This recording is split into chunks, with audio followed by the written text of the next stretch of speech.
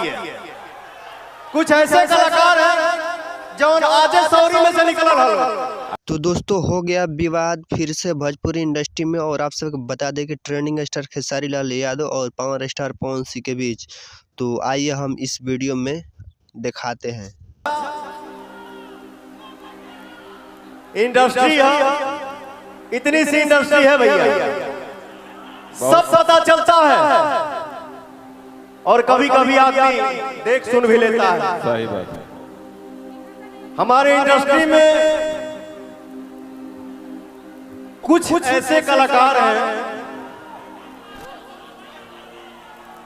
Love you, सुन लो बतिया, बतिया सुन ले, बतिया सुनो भैया हो, आप लोग सुनिए।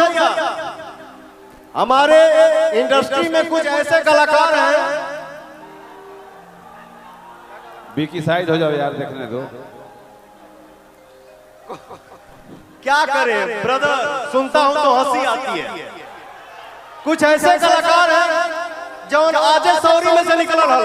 अरे तो झम का है व्यास जी, झमकावला से ना हुई, ओरिजिनल झमकावे के पड़ी। डालडा में घी डालते हो तो डलते रहे, घी ना खाए। एगो तो ऐसा सवालों करे वाला हो गई बड़े से, नहीं बोलता हूँ।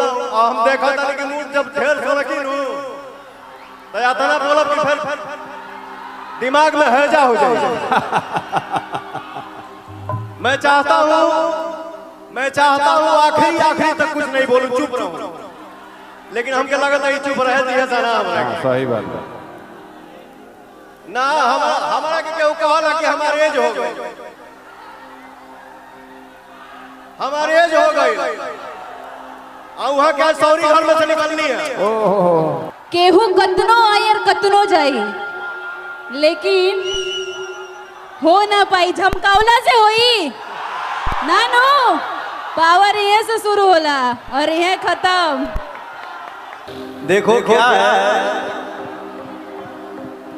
हर चीज का एक समय होता है।